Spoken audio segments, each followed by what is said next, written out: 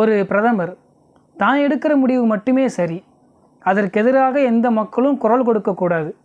அப்படி குரல் கொடுத்தாங்கன்னா அவங்கள அடக்குமுறையை வச்சு நாம் ஒடுக்குவோம். ஜனநாயகத்துக்கு எதிராகவே நாம் சில முடிவுகளை எடுத்தாலும் அதுக்கு மக்கள் கட்டுப்பட்டே ஆகணும். இன்னும் சொல்லப்போனால் மக்கள் எந்த அளவுக்கு கஷ்டப்பட்டாலும் சரி, பண மதிப்பிழப்பை அமல்படுத்தியே ஆகுவேன் அப்படின்னு ஒரு பிரதமர் செயல்பட்டால் எப்படி இருக்கும்? அப்படி செயல்பட்ட ஒரு பிரதமரை பற்றின வரலாற்றை தான் இந்த வீடியோவில் பார்க்க போகிறோம். இன்னொரு முக்கியமான செய்தி, அந்த பிரதமர் நீங்கள் நினைக்கிற ஆள் இல்லை. வாங்க வீடியோக்குள்ளே போகலாம்.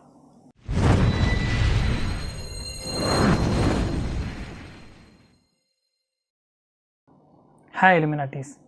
1910 ஆண்டு ரங்கூனில் இருந்து 200 கிலோமீட்டர் தொலைவில் இருக்கிற ஒரு கிராமத்தில் பர்மியன் சைனீஸ் குடும்பத்தில் நீ வின் பிறக்கிறாரு. அவருடைய உண்மையான பெயர் ஷூ மாங். அவருக்கு மருத்துவம் படிக்கணும் அப்படின்னு ஆசை. ஆனால் மருத்துவம் படிக்க முடியாமல் போகுது. 1931 போஸ்ட் ஆஃபீஸராக வேலை செய்கிறாரு.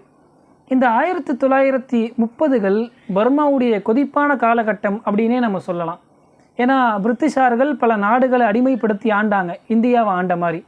அப்படி அவங்க ஆட்சி செய்த நாடுகளில் ஒரு நாடாக பர்மாவும் இருந்துச்சு. ஆங்கிலேயர்களுக்கு எதிரான ஒரு மனநிலையில் பர்மிய மக்கள் செயல்பட்டாங்க. அதில் குறிப்பிடத்தக்க தலைவராக இருந்தவர் தான் ஆங் சான்.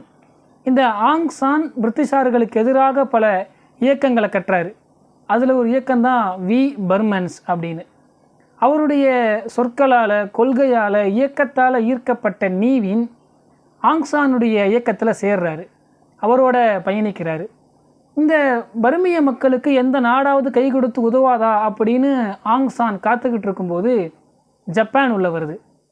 ஜப்பான் வைக்கிற டிமாண்ட் என்னன்னா, இந்த பர்மிய மக்கள் பிரிட்டிஷாரை விரட்டி அடிப்பதற்கு எங்களுக்கு உதவுனீங்கன்னா நாங்கள் பிரிட்டிஷாரை விரட்டி அடிச்சுட்டு நாங்கள் உங்களுக்கு விடுதலை தரோம் அப்படிங்கிற ஒரு டிமாண்ட் வைக்கிறாங்க.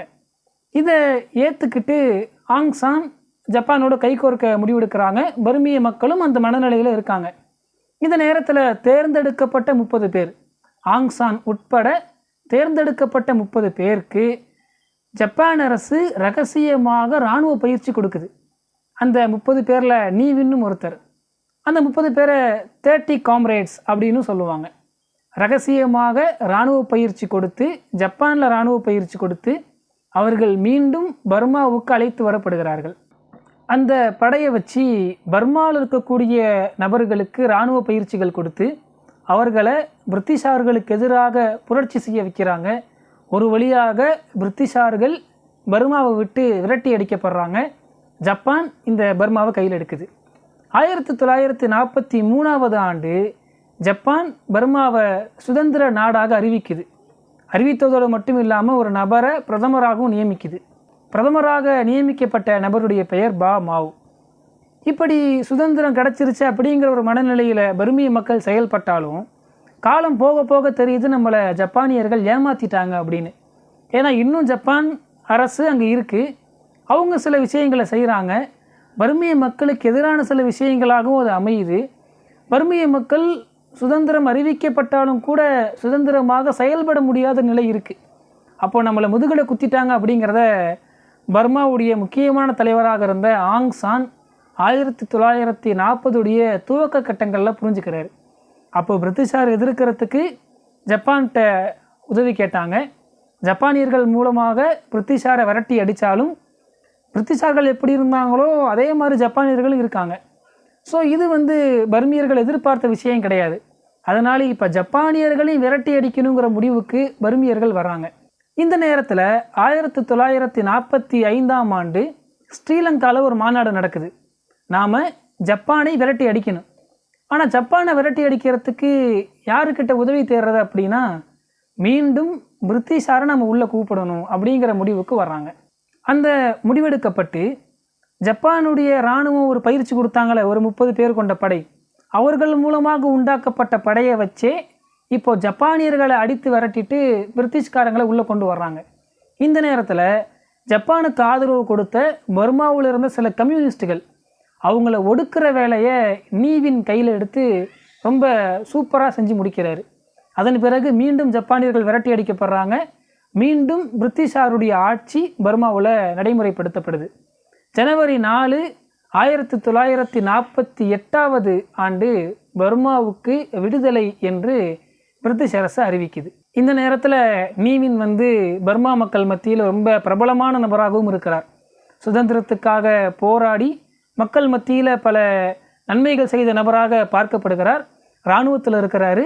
பிரிட்டிஷார்கள் சுதந்திரம் கொடுத்த பிறகு யூ நூ என்கிற ஒரு நபர் பிரதமராக அறிவிக்கப்பட்டு பர்மாவை ஆட்சி செய்கிறார். அவருடைய ஆட்சி காலத்தில் நீவின் ஒரு போர் தளபதியாக இராணுவத்தில் ஒரு முக்கிய புள்ளியாக மாறுறார். அவர் சொன்னதுதான் நடக்குங்கிற அளவுக்கான அதிகாரத்தை இராணுவத்தில் பெறுகிறார். இப்போது யூ நூ ஆட்சி செய்யும்போது பர்மா மக்கள் மத்தியில் பல இனக்குழுக்கள் மத்தியில் பிரச்சனைகள் ஏற்படுது, சலசலப்புகள் ஏற்படுது. அந்த சலசலப்புகளோடையே நீண்ட நாளுக்கு ஆட்சியை தொடர முடியல. அதனால் யூனு என்ன செய்கிறாருன்னா, தான் பெற்ற இந்த பிரதமருங்கிற பதவியை ராஜினாமா செஞ்சுட்டு தற்காலிக பிரதமராக அப்போதிருந்த போர் தளபதி நீவினை நியமிக்கிறார். இப்போது நீவின் நாட்டினுடைய பிரதமராக இருக்கிறார். இப்படியே ஒரு இராணுவ ஆட்சி பர்மாவில் நடைபெறுது. 1960 ஆண்டு மீண்டும் தேர்தல் நடத்தப்பட்டு ஜனநாயக முறையில் யூனுவே பிரதமராக தேர்வு செய்யப்படுகிறார். இந்த நேரத்தில் நீவினுடைய ட்ராக் ரெக்கார்டை அப்படியே எடுத்து பாருங்கள். சாதாரண குடும்பத்தில் பிறந்திருக்கிறாரு.